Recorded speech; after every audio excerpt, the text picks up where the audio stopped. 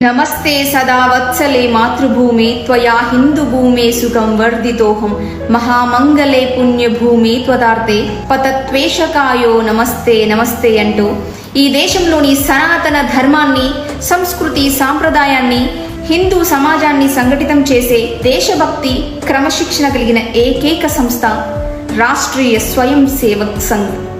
ప్రొద్దున లేస్తే భరతమాతను తలిచి కొలిచే ఏకైక సంస్థ ఆర్ఎస్ఎస్. 1925లో మహారాష్ట్రలోని నాగ్పూర్లో 5 పిల్లలతో ప్రారంభమైంది. సమస్త హిందువులను కలిపి భరతమాతను ప్రపంచానికే విశ్వగురువుగా నిలబెట్టాలన్న ఏకైక లక్ష్యంతో ప్రారంభమైంది ఆర్ఎస్ఎస్. భారత పౌరుని నరనరాన దేశభక్తిని నింపి గొప్ప వ్యక్తిగా తీర్చిదిద్దుతుంది. దేశ విభజనను అంగీకరించిన పార్టీ అది తెచ్చే భయంకరమైన మారణకాండను ఊహించలేకపోయింది. పశ్చిమ పాకిస్తాన్లోని హింసాత్మకమైన దాడుల నుండి తప్పించుకొని అనేక మంది భారతదేశానికి వచ్చారు. వాళ్లలో చాలా మంది ఆర్ఎస్ఎస్ కార్యకర్తల సహాయం పొందినవారే. అలా రక్షించే సమయంలో ఆర్ఎస్ఎస్ అనేక మంది స్వయం సేవకులను, అధికారులను కోల్పోయింది. అప్పట్లో దేశ విభజనను అంగీకరించిన పార్టీ ప్రజల రక్షణను గాలికి వదిలేసింది.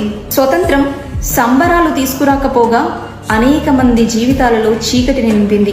ఆ చీకటిలో ఆర్ఎస్ఎస్ మాత్రమే చిరుదీపంలా బాధితులకు ధైర్యాన్ని, కొద్దిపాటి ఊరటను